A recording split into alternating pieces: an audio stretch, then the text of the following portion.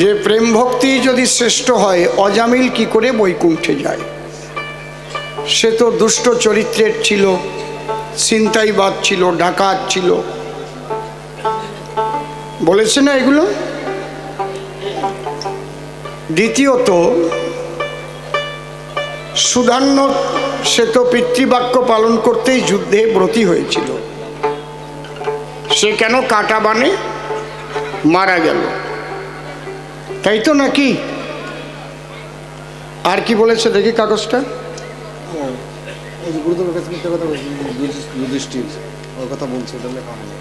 ও, সত্য কথা বললেই যদি সব হয়, তাহলে শ্রীকৃষ্ণ কেন যুধিষ্ঠিরকে দিয়ে তার গুরুদেবের কাছে মিথ্যা কথা বলালো, তাই তো? ঠিক আছে তো? আর কিছু বলেছে? কই লিখেছ, কই সেগুলো? তোমরাও শোনো না, লেখো না ঠিক মতো। পিতৃসত্তা পালন করলে, সে ব্রহ্মচর্য পালন করলে যদি মানুষ শ্রেষ্ঠ হয়, তাহলে ভীষ্ম আজীবন ব্রহ্মচারী ছিল, তার কেন সরসজ্জায় মৃত্যু হলো? এইগুলো তো না, আর কিছু আছে বাদ গেলে কিন্তু আমার দোষ না, পরে কালকে চার দোকানে আলোচনা করবেন না কিন্তু। হনুমান, বাহ, আপনাকে প্রণাম জানাই, খুব ভালো শ্রোতা। কবিগান এইভাবেই শুনতে হয়, শুধু বোকার মতো বসে থাকলাম ওরকম হবে না। তাহলে হনুমান, সে তো দীক্ষা গ্রহণ করেনি, সে বুক চিরে রাম সীতার যুগল মূর্তি দেখালো কি করে, তাই তো? বাহ, তাহলে এই কয়টার আমাকে জবাব দিতে হবে, সেই জবাব নিয়ে মানুষ বাড়ি যাবে। ঠিক আছে, ধরো গান ধরো। জয় রাধে।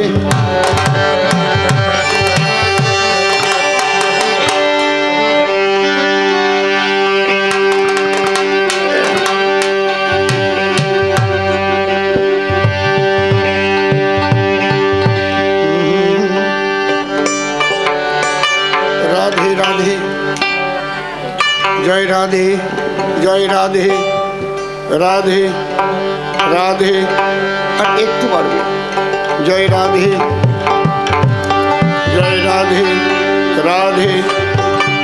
চেক, একটু রিভাইভ দাও, ভাসবে একটু।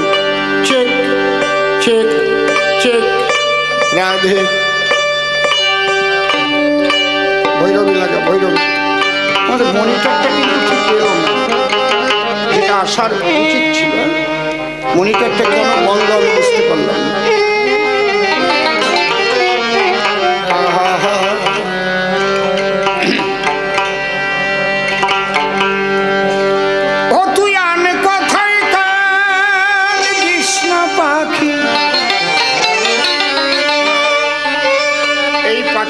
মন পাখি। সাধকে যখন গান লেখে, কবি যখন গান লেখে, অনেক কিছু তার মধ্যে ইনডাইরেক্টলি ইশারা থাকে।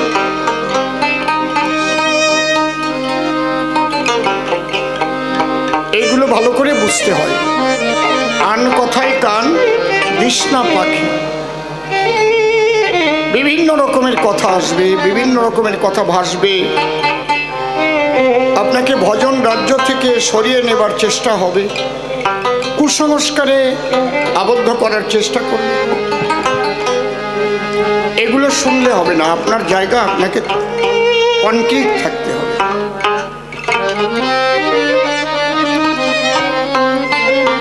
ধর্মের তো সাল বাকলায় ভরে গেছে, 60 টুক আর কতটুক আছে। তবে ধর্ম যা চিরনিত্য চিরসত্য, এটা থাকবে অনাদিকাল। আর সালবাকল সেগুলো চিরকাল থাকে না। তুই আন কথায় কান দিস না পাখি, হারাবি পরম ধনে।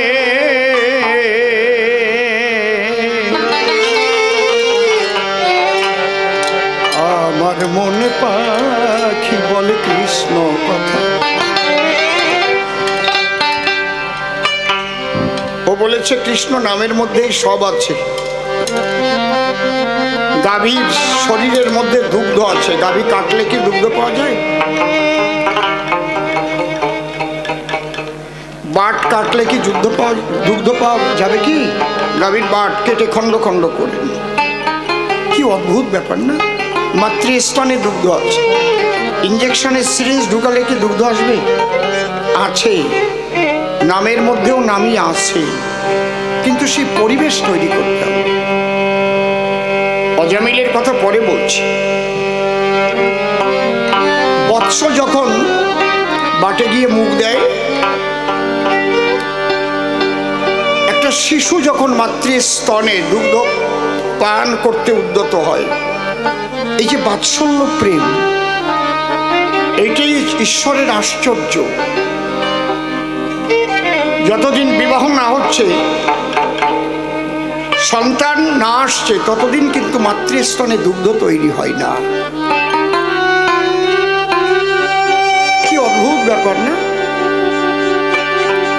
এই জন্য একদিন আইনস্টাইন খুব গভীর চিন্তায় মগ্ন হয়ে হঠাৎ বলে উঠেছে, ও মাই গড। তার একজন ছাত্র বলছে, স্যার আপনি কি বললেন? ও মাই গড, এই ছোট করে বাজা। আমি যখন ছোট বলবো, ওইটা একটু উঁচু করে দিলেই ছোট হয়ে যায়, আবার গানের সময় একটু নামিয়ে দিতে হয়। একটু উঁচু করে দে, তাহলে তোর আর ওই আঙুলের কাজ কম করলে হবে। হ্যাঁ, দেখবি ছোট হয়ে গেল। আইকিউর ব্যাপার শুনুন। বলছে, দেখো আমি চিন্তা করছিলাম সৌরজগতের কথা। সূর্য, পৃথিবী, চাঁদ, মঙ্গল, বুধ, বৃহস্পতি, নেপচুন, প্লুটো, এই যে সৌরজগতের গ্রহ উপগ্রহের কথা ভাবছিলাম। সূর্যকে নিয়ে পৃথিবী প্রদক্ষিণ করছে, তার একটা কক্ষপথ আছে নির্দিষ্ট। এক চুল নড়ে গেলে হবে না, দূরত্ব কতটুকু থাকবে সেটাও নির্ণয় করা আছে। গতিবেগ কত গতিতে চলবে সেটাও নির্ণয় করা আছে। ভাবছিলাম, আবার ওই পৃথিবীকে নিয়ে চন্দ্র প্রদক্ষিণ করছে, চাঁদ কতটুকু গতিবেগে চলবে, তার কক্ষপথ কোথায় হবে, সেও কিন্তু পৃথিবীকে নিয়ে ঘুরতে ঘুরতে সূর্যকে প্রদক্ষিণ করছে। এগুলো তো আমরা কেউ ওখানে গিয়ে নির্ধারণ করে দেইনি,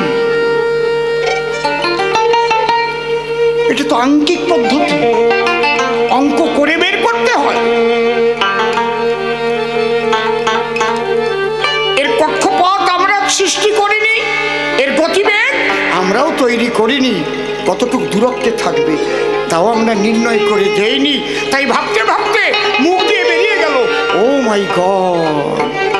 তাহলে আমরা অঙ্কশাস্ত্রে কতটুকু পাকা।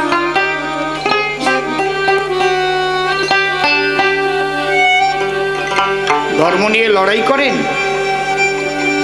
কোথায় কিসের কতটুকু ধর্ম, কি ধর্ম, আসল ধর্ম কি? আপনি নিজের পরিচয় তো নিজে জানেন না। আপনি কে? বাড়ি কোথায় আপনার?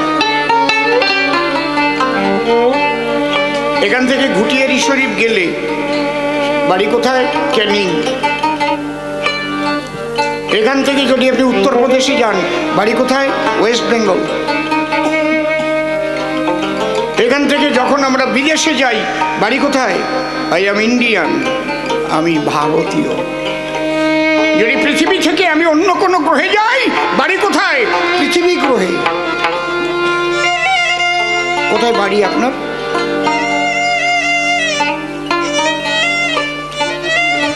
ঠিক খাঁটি ধার্মিক যারা না, অনন্তের চিন্তায় তারা নিমগ্ন হয়ে যায়, এই জন্যে হৃদয়টা উদারে ভরে যায়, বিস্তীর্ণ হৃদয় হয়ে যায়। খাঁটি ধার্মিক কটা পাবেন আপনারা আমি জানি না, 1 কোটির মধ্যে যদি একটাও পাওয়া যায় তাহলেও ভালো। সাজা সাধুতে ভরে গেছে। আমরা অনুকরণ পেয়াসী হয়েছি, অনুসরণ করি না। আমি যখন পরমশ্রদ্ধেয় রসিকবাবুর সঙ্গে ছাত্র হিসেবে ছিলাম, আমার গুরুদেব রসিকলাল সরকার, আপনারা নাম শুনেছেন, অনেকে দেখেননি, তার গুরুদেব পাগল বিজয় সরকার। একদিন আমি গুরুর সেবা করছি বসে বসে, গান একটু পরে হবে, এক ভদ্রলোক এলেন। একদম আমার গুরুদেবের মাথায় গান্ধী টুপি ছিল, ঠিক যে ভদ্রলোক এসছেন ওই রকম একটা টুপি পরা।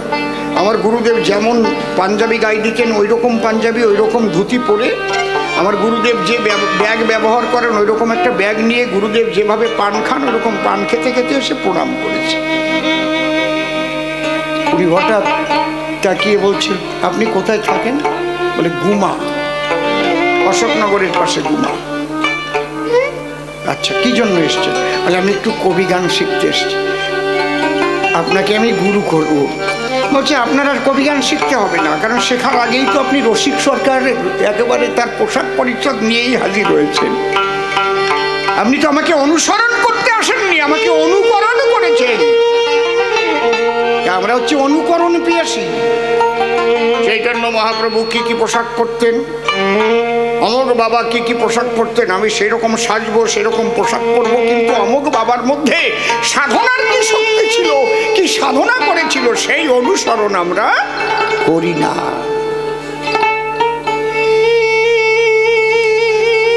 বুঝতে পারছেন কি বলছি? এই জায়গায় এই জন্যই হচ্ছে ধর্মে ভণ্ডামিতে ভরে গেছে। অনুসরণ করুন, তাই বলছে গানে,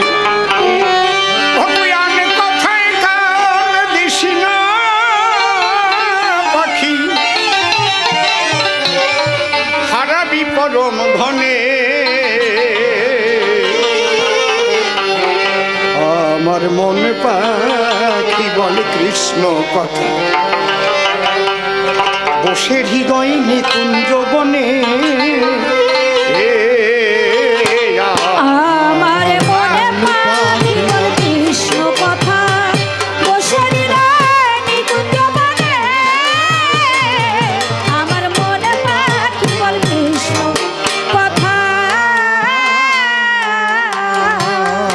সেই বনেতে আছে রে এক বিষয়ের বৃক্ষ, ভুলেও যেন তাহার দিকে করিস না লক্ষ্য, করিস না লক্ষ্য।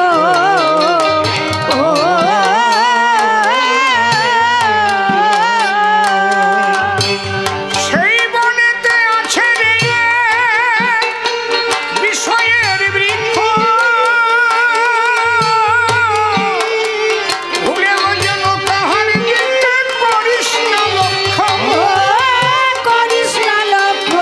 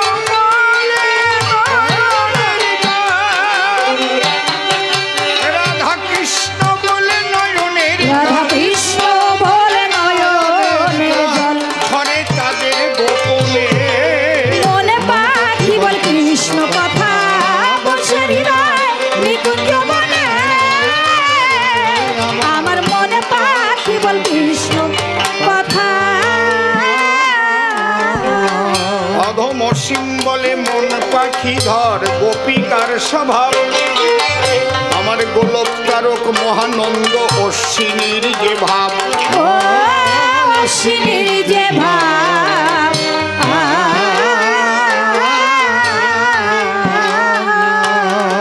তোর হৃদয়ে জাগবে মহাভাব, হৃদয়ে জাগবে মহাভাব, তোর হৃদয়ে জাগবে মহাভাব, ঠাকুর ভবা পাগলার স্মরণে মনে পাখি বল কৃষ্ণ কথা, বাঁশির হৃদয় নিকুঞ্জ বনে,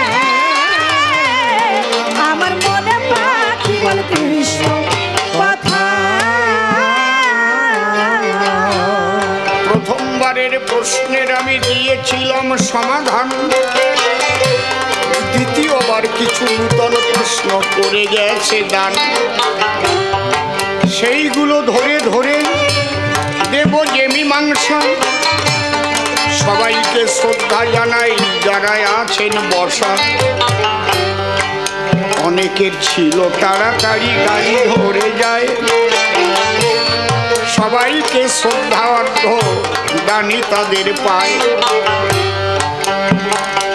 প্রথম বলে দীক্ষাবিহীন পবন নন্দন, রাম সীতার যুগল মূর্তি করায় দর্শন। দেখুন, আমরা জানি যারা শিক্ষিত সমাজ, আমরা ব্যাকরণ শিখেছি, ইংলিশ গ্রামার শিখেছি তো নাকি? এখনকার লেখাপড়া বলতে আর ভালো লাগে না, মানুষ যদি না বোঝে, আমার মতো মানুষ বলে কি লাভ, আর কত বলবো? লেখাপড়া শেষ, লেখাপড়া শেষ। আমরা যখন পড়াশোনা করেছি, পড়া না হলে ভয়ে ক্লাসে ঢুকিনি। লাইব্রেরি থেকে বেদ এনে দিতে হতো, সেই বেদ দিয়ে মাস্টারমশাই পেটাতেন, বাড়ি গিয়ে বললে বাবা আরো বেশি করে মারতেন। মনে পড়ে কি সে কথা? ঠিক বলছি তো নাকি? হাতে দাগ হয়ে যেত, পেছন দিকটা বাড়ি মারতো, বড় বড় পড়তে হতো না। তখন মাস্টারমশাইরাও ছিলেন, মন দিয়ে পড়াশোনা করাতে।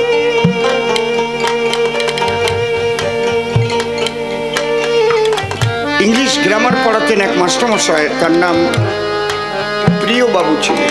তিনি কিভাবে পড়াতেন জানেন? টেন্স, অবাক হয়ে যাবেন আপনারা, কি ধরনের ট্যালেন্ট। 3 প্রকার আছে টেন্স: কালের নির্ণয়, পাস্ট, প্রেজেন্ট, ফিউচার তার পরিচয়। পাস্টেতে অতীতকাল হয়ে গেছে যাহা, প্রেজেন্টেতে বর্তমান ভুলো না কোথাহা, ফিউচারে ভবিষ্যৎ আগামীতে হবে, টেন্সের বিবরণে জেনে রেখো সবে।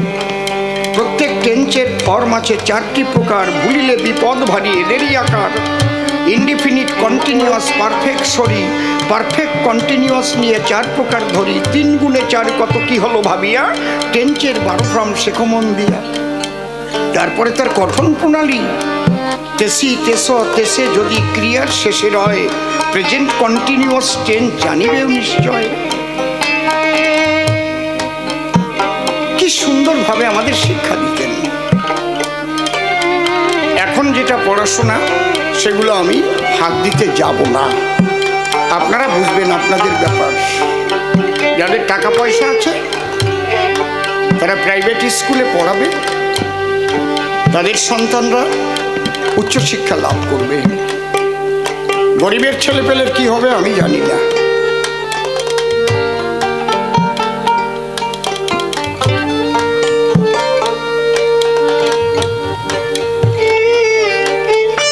ব্যাকরণে 2টো শব্দ আছে, ব্যতিক্রম আর স্বতঃসিদ্ধ।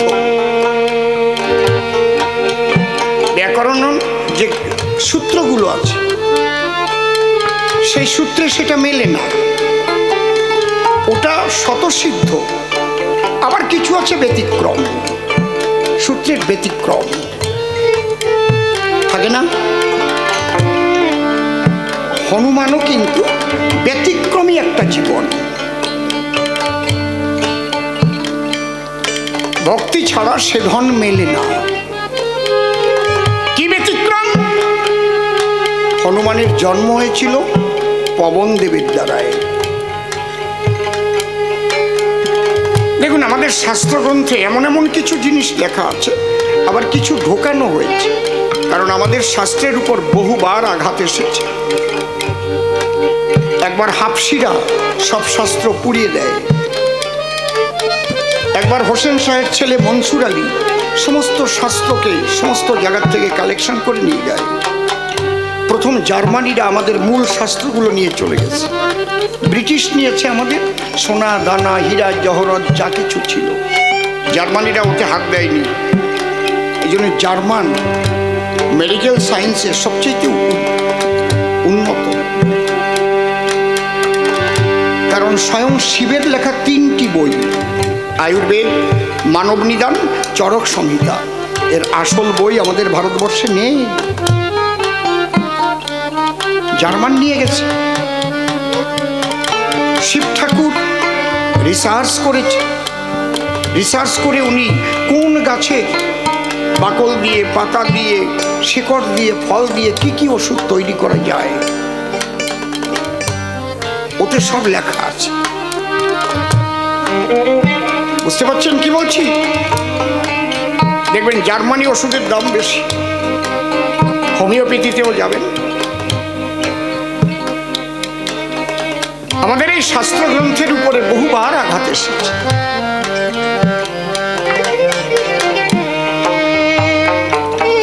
আমাদের শাস্ত্র গ্রন্থের মধ্যে অনেক জল ঢোকানো আছে, যেগুলো নিয়ে দীনকৃষ্ণ বেশি আলোচনা করে। ভালো কথাগুলো বলে না, খারাপ কথাগুলো বলে। কেন বলে আমি জানি না।